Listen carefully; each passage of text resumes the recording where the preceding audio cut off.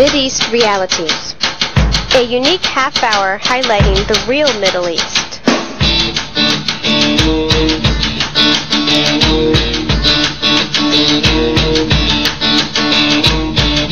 It is a program of information that government and media often misrepresent or just don't want you to know.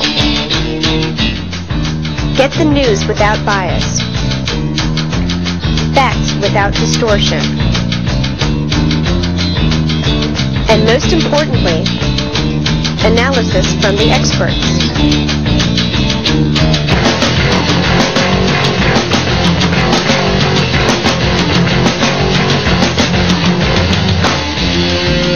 With your host and chairman of the Committee on the Middle East, Mertv Svhs Sd.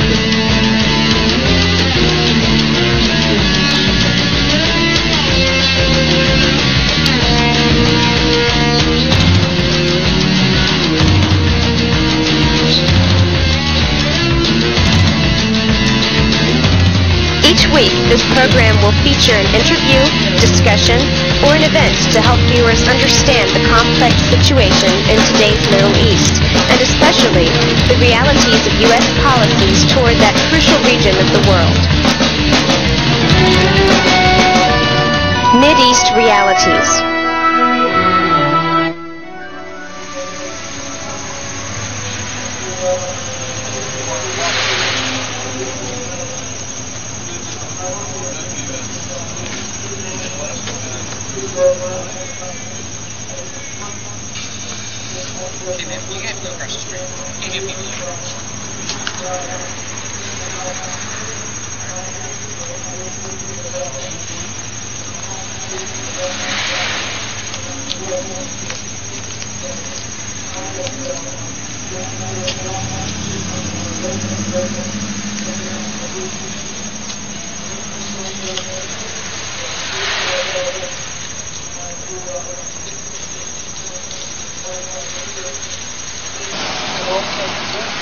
Lawyers and his brothers and other people in Israel who are part of the Israeli support movement. So I will talk about this wonderful session we had this afternoon.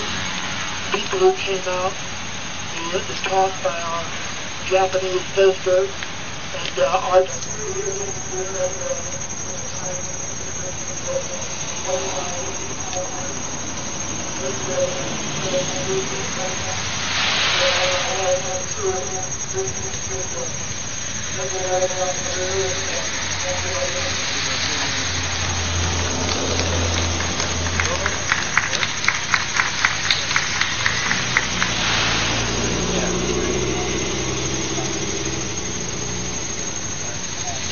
I just want to say a few words before the meeting. I will be, again, so grateful to be able to carry Louise's map with me on November 1st as well. We'll have it. Great. Thank you, Cynthia. Godspeed to you on your trip to The Hague, and our hearts and hands will go with you on that trip, and thank you for all that you're doing. Is there anybody else who would like to give greetings to us or to the Israeli embassy, have a personal message for Yitzhak Rabin or Shimon Peres? They're both in town. How about the Jewish Committee on the Middle East? They have a representative here with Mark Brzezinski. Would you like to say hello? He's across the street here doing some videoing. Okay. Hi, well, it's good to see you. Good to see you again.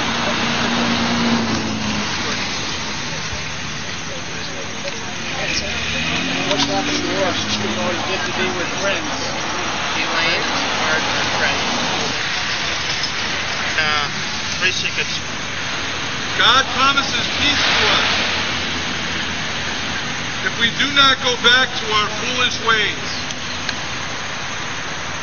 Surely God is ready to save those who honor her, and her saving presence will remain in our land. Love and faith. Okay. We're here with Sam Day. Sam's from Madison, Wisconsin. He is not a Middle East expert, but he is a nuclear expert. And in fact, I believe you're the coordinator, you're the chairman of the Vanunu campaign in the United States? That's correct, yes. And you came to this a few years after it happened, because... Indeed so, yes. Like most Americans, I heard briefly about the case when Vanunu first gave his story to the London Sunday Times back in 1986. It was a small news story in the United States. But a big story in Sunday. A big story over there, yes. Yeah. And I thought someday I ought to write about it. I'm a journalist too, just like you. But I never really got involved. It wasn't until I went over to the Middle East for the first time, that was in 1992, that I became psychologically involved. And that was principally through the work of a man named Gideon Spiro. I know Gideon. I just saw him a few months ago. Did you? Well, he's a very energetic guy, and he persuaded me to go down to... Will you join us? Okay, go ahead. Gideon Spiro, who's the head of the Israeli support group, persuaded me to go down to Ashkelon prison, and we did a demonstration there. And then I and several others organized a demonstration in front of the U.S. consulate in West Jerusalem, saying that no more nukes either in Israel or in the United States. So it was because of your pacifist, if that's the right word to use in your case, it's and anti-nuclear anti-nuclear, really, yes. that you realized the importance of the Vanunu case and of what this individual had done. That's it, exactly. And as I understand it, he didn't do it for money. There was no payment. He didn't ask the London Sunday Times for anything. That's correct. He did this as a matter of conscience. Did it as a matter of conscience. Which makes it extra good. Right, yes. And it provides a fine example for us to try to match him. Because I think it won't take too many people acting in that kind of an absolutist, non-cooperative way, particularly people who are within the U.S. military and nuclear programs, to make a real dent in U.S. public policy. I mean, a few thousand. Maybe the difference is you live in Madison, Wisconsin, and I live in Washington, so I'm by definition a lot more cynical about what it will take to make any changes. You're inside the Beltway. I've lived in Washington too, and I know the power here. But Washington is not the whole United States. You're true. It's very important. I know Wisconsin. I went to school at Lawrence. You're out there in the heartbed of liberalism and progressivism, the Progressive magazine. What used to be, yes. Yeah. What used to be? It's pretty conservative now, really. It's pretty apolitical. The Progressive's still there. I know the editor died. The magazine is still doing very well. And one of the more thoughtful magazines on an intellectual level that we have in our country. Yes. Yes. But on the Vanunu question, it's the idea that as a matter of principle, the Vanunu case needs to be heard about and understood in the United States. Especially, there's been a wall of silence. It really has. If I can make a comparison, Jonathan Pollard, a real spy in the classic sense, who did it for monetary reasons and was paid and bribed, and they got a bank account for him in Israel now. They're putting more in that account than they used to pay him when he came to the embassy as a spy. They've written a play about him, and he's a hero. He came to these doors asking for asylum. They didn't go that far, because after all, the United States wouldn't like that. But anyway, there's this huge movement to get Jonathan Pollard out of prison so he can go live in Israel. Yes. And here you've got a mercenary, classic spy, a traitor to the United States.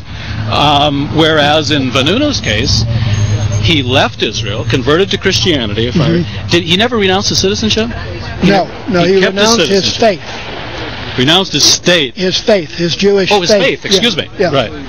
But no, he's still an Israeli citizen. Then he went to England, where apparently through the movement that he had joined, a Christian movement of conscience, people helped him meet people at the Sunday Times. No, it didn't work that way. The London Sunday Times found out about him while he was still in Australia, because he was freely talking about his experience as a nuclear technician to little church groups.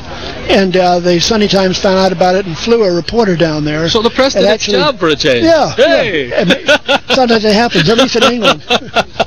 Okay. Yeah. Good and they really had to kind of talk him out. He wanted to just give it anonymously. Because he felt that, that would let him off the hook. But that's hard for the press. That's hard for the press, and they talked him into coming out publicly as a whistleblower, which he did. So they flew him to England. Indeed, yeah, they did. And debriefed him and investigated the story, and this went on for weeks or months? For weeks. I think for 2 or 3 weeks. He was kept under wraps in England, moved from hotel to hotel, while he was being interviewed not only by the staff of the Sunday Times, but by nuclear weapons experts who the Sunday Times engaged to find out if he was for real or not. And then, somehow during this period, the Israelis found out about it, before the publication. They tried to stop the publication, as I recall. We believe through the London Mirror, which... Rupert Murdoch. Rupert Murdoch, yes. And also the one who was killed, either committed suicide or killed, or... we all forget his name. He turned out to be a Mossad agent. Right. Another example, just for the viewers who won't understand this at all. A major player in British journalistic circles who owned a major newspaper, and somehow we repressed his name. He was big news at the time, and Cy Hirsch wrote a book about him, or wrote about him in his book, was actually doing much of what he was doing for the Mossad. So he passed that on to the Mossad. The Mossad came to England. He fingered Vanunu, and then did a debunking story ahead of time to try to... his newspaper, which was the Sunday Mirror, did a debunking advance story, working with the Israelis, but of course beware the nuclear hoax. But of course never acknowledging that they were working with the Israelis and with the Mossad. Would you expect them to acknowledge it? But it's important for viewers to understand. That's why we have Mideast Realities. We're trying to explain to them that just because you pick up the Sunday paper and read something doesn't necessarily mean that it's valid. In fact, it may be part of a disinformation campaign, like it was in this case. It could be the New York Times as well as the Sunday Times.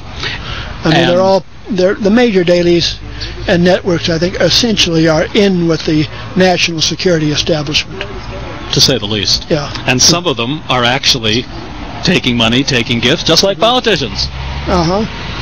So they're trading exclusive information for scoops. So there was a debunking story which didn't stop the Sunday Times from going forward with their story. No, it did not. But did the Sunday Times offer Vanunu protection? Did they contact British authorities? They say they did their best to try to protect him by moving him from place to place, encouraging him not to stray from their sight. They provided him with accompaniment for his own protection. They didn't provide him with a girlfriend too. No, I think they even tried to, but it didn't work. Viewers will understand why I make that cynical comment in just a minute. You'll understand. But in any event, Vanunu did get rather impatient. The story kept being delayed, and finally he did allow himself to be talked into going to Rome to get a change of scene with this woman who had looked him up. And just 1 second before the woman. This is Mideast Realities. I'm Mark Brzezinski. We'll be right back with Sam Day, who's chairman of the Mordechai Vanunu campaign in the United States. But now, a short break for the quote of the week.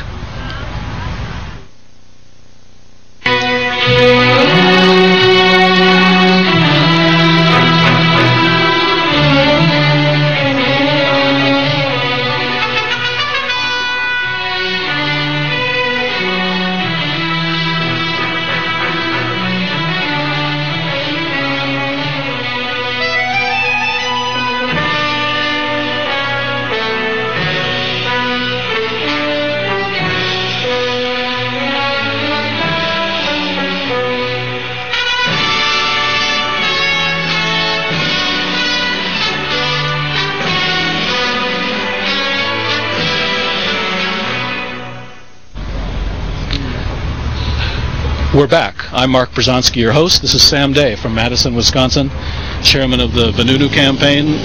Long-time activist, I have a feeling. For longer than myself. Well, maybe 20 or 30 years. Okay.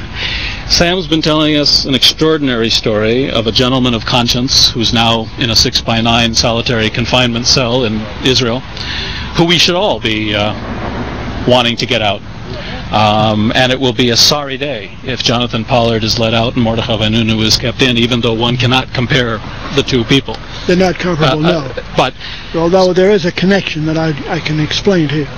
Okay, let's hear the connection. The connection is that if Clinton allows himself to be talked into releasing Jonathan Pollard, as Yitzhak Rabin and others are imploring him to do, he should not even consider doing that unless the Israelis at least first release Mordecai Vanunu. Fair enough. Yeah. But let's be brutally candid to our viewers. When it comes to matters relating to the Middle East, especially relating to Israel, Bill Clinton is their boy.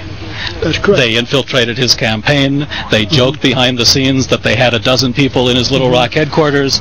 They brought him to Washington because they didn't want George Bush here. I mean, they helped. They were a significant force to do so. They run his Middle East policy. All Democratic presidents, really. But never as bad as this one. They got him to assign the national security job, the Middle East national security job, to a man who not only was an Israeli lobby stooge, but to a man who during the campaign wasn't even an American citizen. He was an Australian. And then when they saw that Clinton was going to win, they quickly whisked through his citizenship and had the audacity to put two Israelis right in the White House, one working on national security affairs, one working on political affairs. Now, whatever one's view of American politics, and for a president like Clinton to come out against special interests and pretend to be independent and pretend to be doing what's right for America, when we all know that on Israeli Middle East issues he's nothing more. I'm sorry to have to say it this way, he's a stooge of the Israelis, and a great actor, and he loves to hold these ceremonies, but he does what he's told. So the idea that he's going to consider justice and fairness on this issue, he's going to do what the Israelis want him to do. I wouldn't dispute that. He would have released Pollard had it not been for the fact that the military lobby happens to be stronger than the Israeli lobby. Agreed. And besides that, I suspect he has told Rabin under the table that when he can, he will. For instance, if he's elected to a second term, would you or I be surprised if Johnny Pollard during the first year of that second term somehow was taken to a plane and sent away? Well, he'll be eligible for parole, very soon. And it could just happen in the normal course of events. So, I mean, it will happen. Yeah. But Vanunu Not doesn't... that I'm against Pollard's being released. I don't think he should be held either. But oh, that's interesting. Yeah. Why not? I don't believe in long prison terms serve any useful purpose at all. All right. Certainly not a life term. That's a very the reason he got a life term of any life. But there too, and I'm not making a judgment on the merits, but let's explain that he got a life term because the military and the intelligence people say the secrets he gave away were so significant as to cause the deaths of many people. So he didn't get it just for turning over secrets. He got it for turning over secrets which he knew were so important that others were going to suffer and lose their lives. Yeah, but this is not about Johnny Pollard. In fact, it's not really just about Mordecai Vanunu. It's really about nuclear weapons in our world.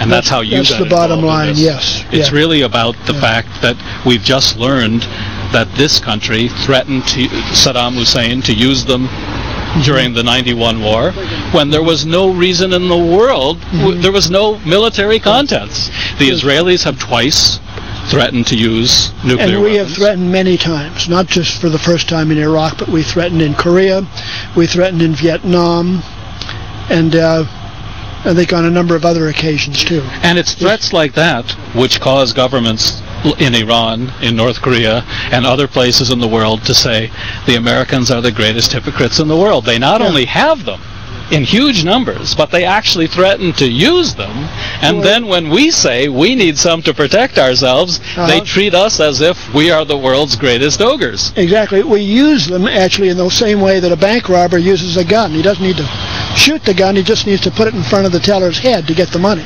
And in the Middle East, we use weapons in the same way, really. And in the Middle East, the nuclear arms race is really just beginning. I interviewed for this program Mohammed Said Ahmed in Egypt, in Cairo, a few months ago.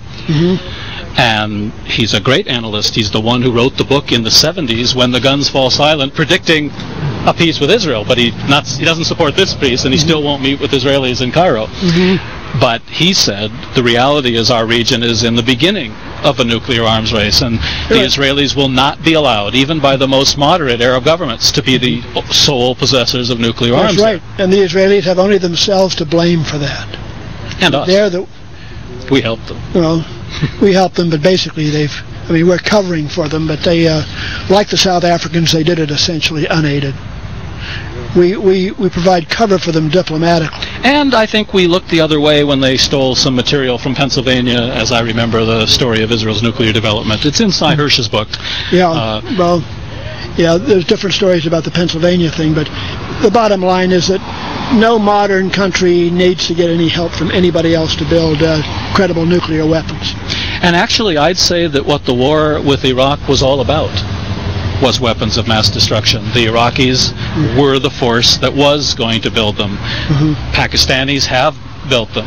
Libyans have tried. Iranians are doing so. Whatever denials they make, that's the standard denial.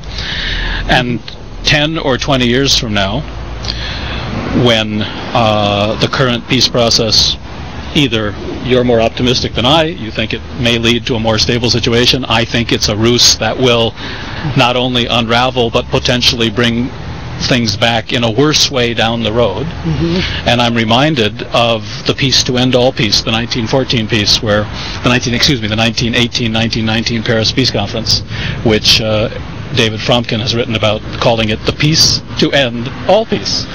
When the Western world insisted they had structured a stable, lasting peace, but in reality they had connived against justice and against reason to carve the Middle East into spheres of influence, and it brought us generations of chaos, which we are still living through. That's when Iraq and Kuwait were carved up from each other.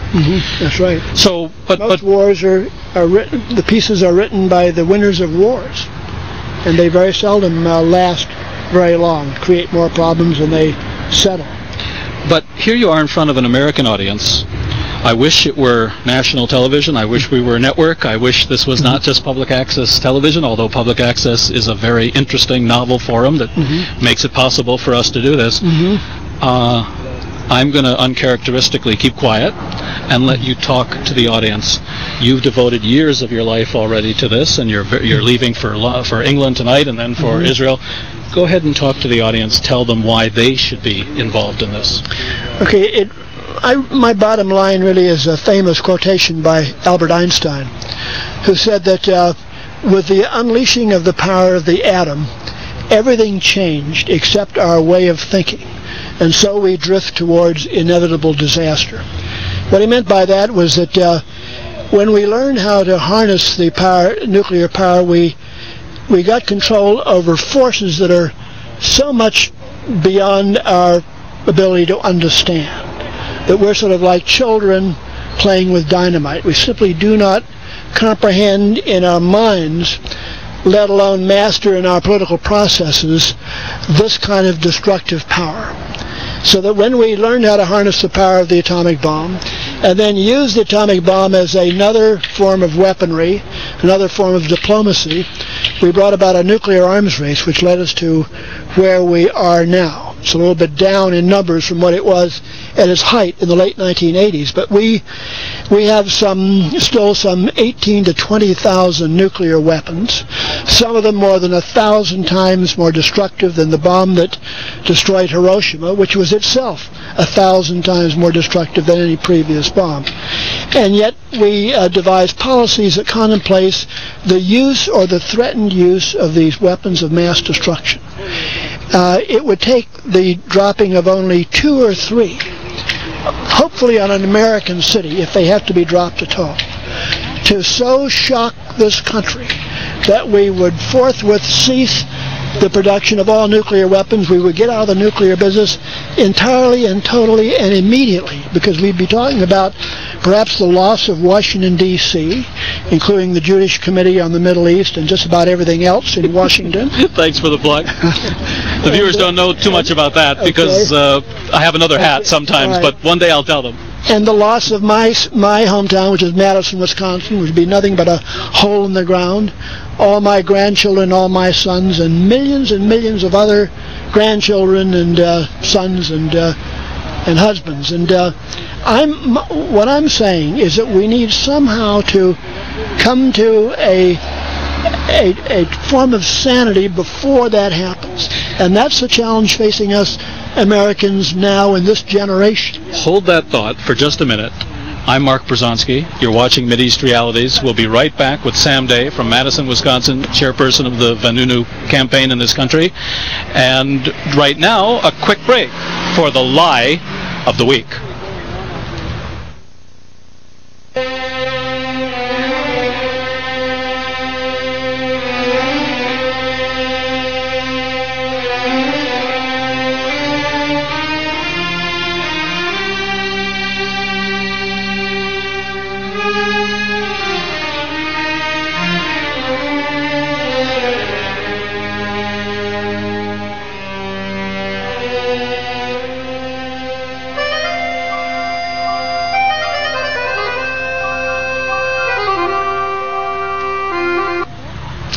We're back.